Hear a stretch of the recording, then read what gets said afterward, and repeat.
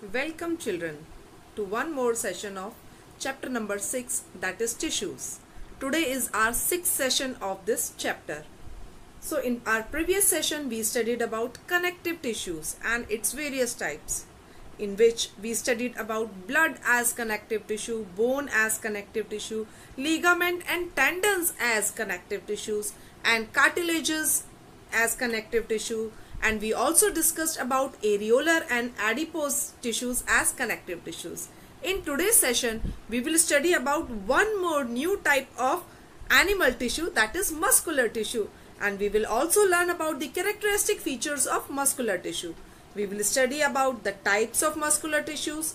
We will also learn about structure and function of skeletal muscles, involuntary smooth muscles, cardiac muscles, and at the end we will also compare all these three types of muscles. So let us begin with the session. Muscular tissue consists of elongated cells, also called muscle fibers. It is responsible for movement in our body. As its name suggests, children, muscular tissue means the tissue which makes muscles, and these muscles are present around your bones. So this muscular tissue system supports the bone in such a way that we are able to move our body in a certain manner. A group of cells is specialized to produce motion in response to muscle action potentials by its qualities of contractility, extensibility, elasticity, and excitability. And the most important function of muscular tissue is to provide movement to the body. In this slide you can see that the muscles are shown as an organ. An organ which is composed of three types of muscle tissues, which are skeletal, cardiac, and smooth. And this is specialized for contraction to produce voluntary and involuntary movement in the body. Now there are some interesting facts about muscles. Muscle is a contractile tissue which brings about movement. Children, contractile tissue means something which can contract and relax, and thus by this property of contraction and relaxation, it is resulting in movement of the body part. Muscles can be regarded as motors of the body because it helps us to move the body parts and also to move the entire body. Study of muscle is called general myology. Now, let us look at the composition of these muscles, which makes it enable to result in movement of the body. So muscles contain a very special type of protein which is called as contractile protein, which contract and relax to cause movement in the body. And especially there are special type of proteins which are present in these muscles. These are contractile protein, but here I have mentioned the name of these proteins. Here you can see the actin molecule is there and myosin molecules are there. Here in this slide you can see that there are some special type of structures which are present here. These molecules, actin and myosin molecules, these are actually contractile proteins which help in contraction and relaxation of muscles. So with the help of both type of diagrams, we can understand that there are special type of muscle proteins which are present in them, and because of presence of these contractile proteins, actin and myosin, muscles are able to contract and relax, and thus it result in the movement of body. Now there is a flow chart in this slide here. This flow chart shows that the muscular tissues are of different types. These muscular tissues can be divided into two groups on the basis of striations present on them. These striations are nothing, just a pattern of light and dark bands present on the muscles.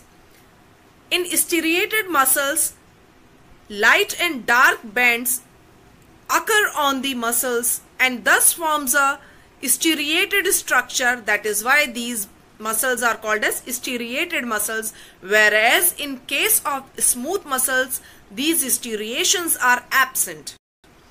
These striated muscles can again be divided into two parts, that is skeletal muscles and cardiac muscles. If striated muscles are present around our skeletal system, these will be called as skeletal striated muscles, and the striated muscles which are present in the heart, that are called as cardiac muscles, and these cardiac muscles are also called as myocardium. Now we will quickly study about the different types of muscle tissues. Here I will give you a short introduction of these types, and then later on we will discuss all these three types in details. Skeletal muscles, as its name suggests, it is present around the skeletal system. These are striated, elongated cells, and multinucleated cells are present in them, and these are voluntary muscles. And the next one is cardiac muscle, which is present in heart. These are also striated muscles. These are branched cells, and these muscles possess 1 to 3 central nuclei in them, and these are also involuntary. The third one is smooth, which are non-striated, and there is a single central nucleus which is present in them, and these are also involuntary muscles.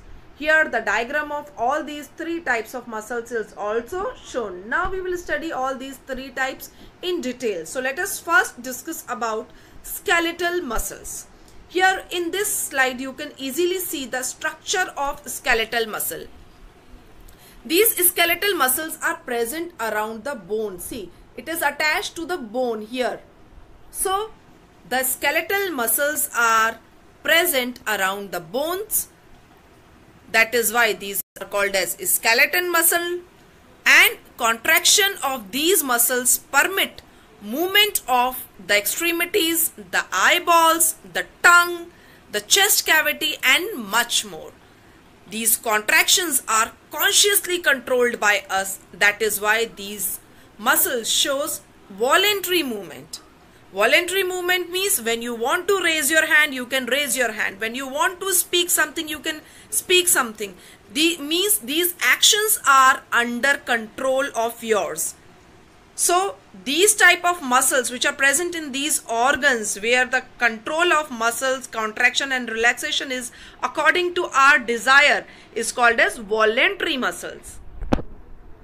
Skeletal muscles are voluntary muscles which are attached to the bones of the skeleton, forming the muscles of limbs, abdomen, head, neck, face, eye, diaphragm, and tongue, etc.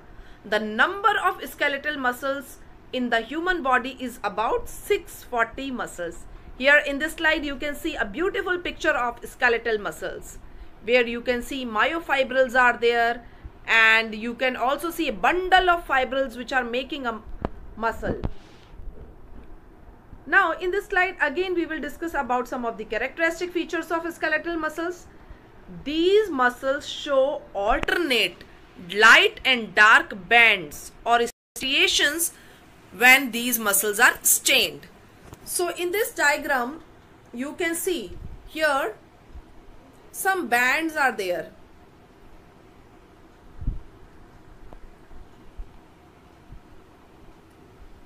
Can you see these black color bands?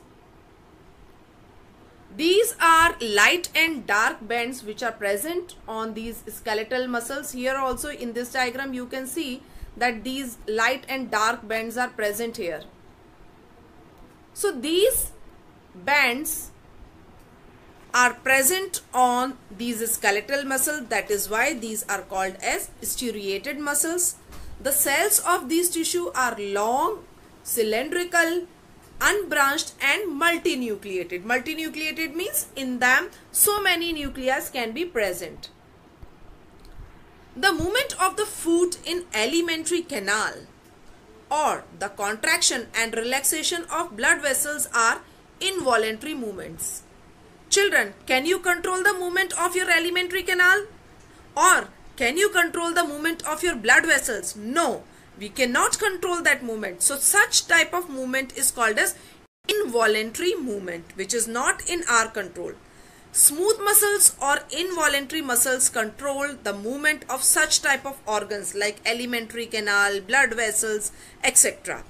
They are found in the iris of the eye, in ureters, and in the bronchi of lungs. In this slide, you can easily see the various locations where these muscles or smooth muscles or involuntary muscles are present.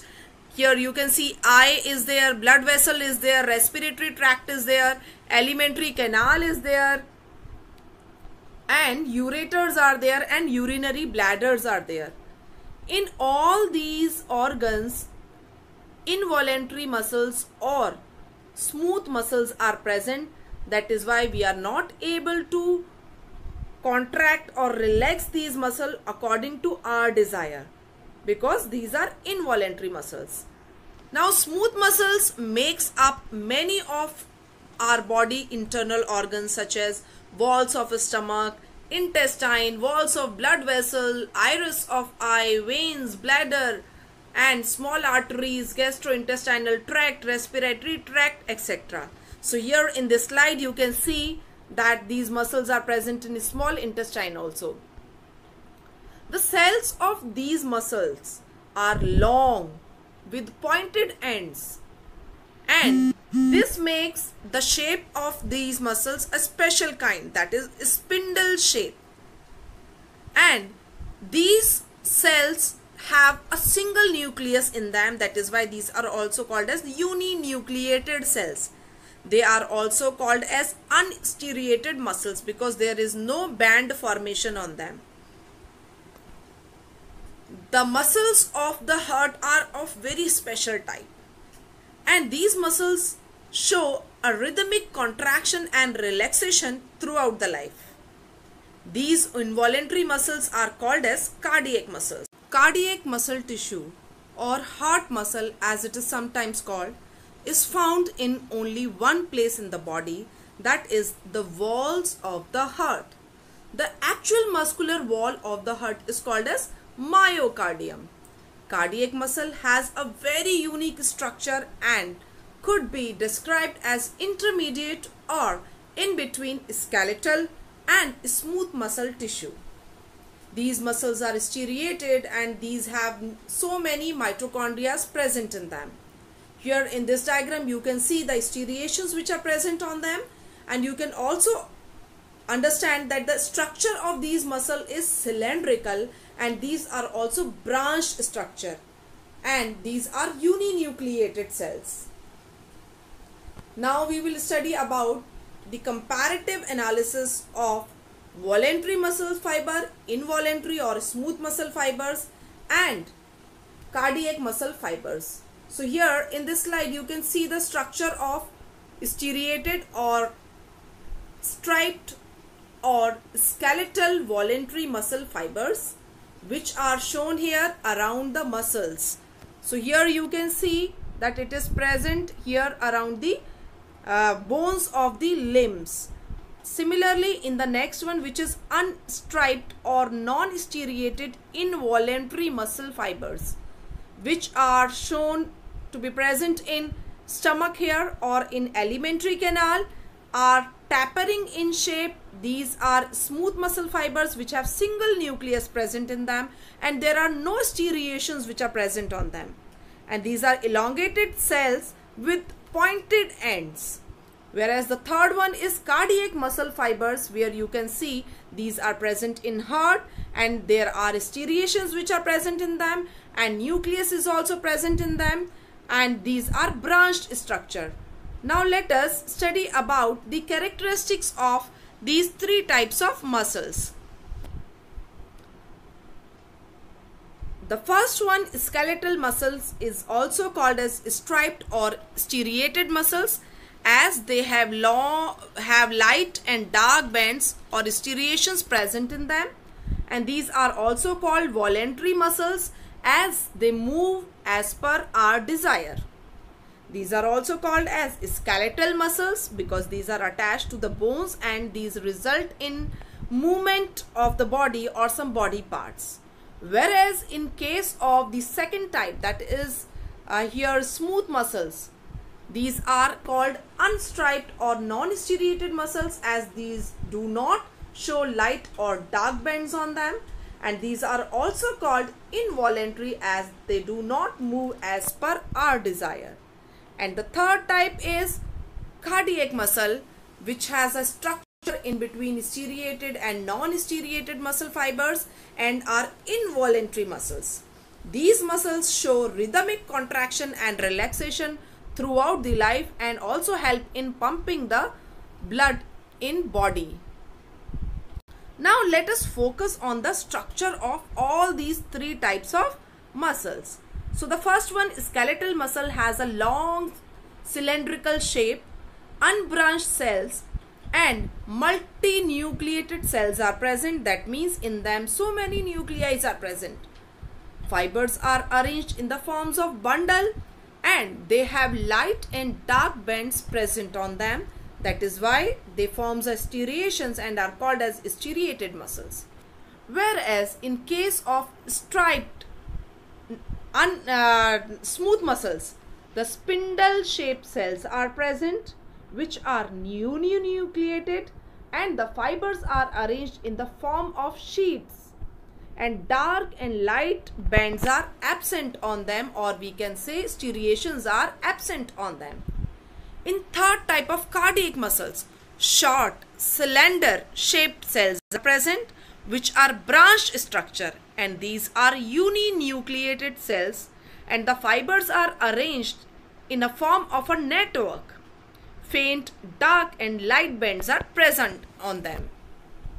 Now let us discuss about the location of all these three types of muscles. The skeletal muscle is present in limbs, arms, legs, tongue, body, face, neck, etc.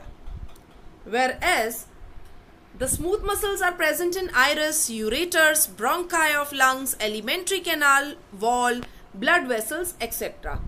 And the third one, cardiac muscle, is present in heart and especially on the walls of heart. Now let us discuss about the functioning of all these three types of muscles. The skeletal muscles contract quickly but can't remain contracted for a long period of time. So they get fatigued or tired very quickly. Whereas in case of smooth muscle, contract slowly but can remain contracted for long time, so they don't get fatigued or tired very easily. The third type of muscle, which is cardiac muscle, contract quickly and rhythmically and therefore do not get fatigued or tired. So here it is a comparative analysis of all these three types of muscles which we have studied today. Now let us conclude what we have done in today's session. We studied about muscle tissues.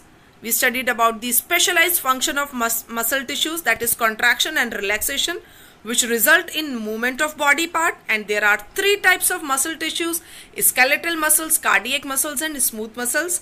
We studied that skeletal muscles are present in large body muscles and these muscles are responsible for movement of body parts.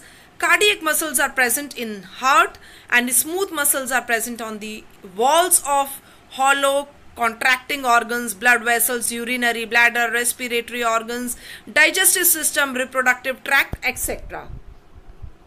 Now there are some questions for you. The first question is, what are the different types of muscular tissues? The second question is, why are skeletal muscles also known as voluntary muscles? And the third question is, what are the characteristics of cardiac muscles? Children, you have to write down the answer of all these three types of questions in your notes. Thank you.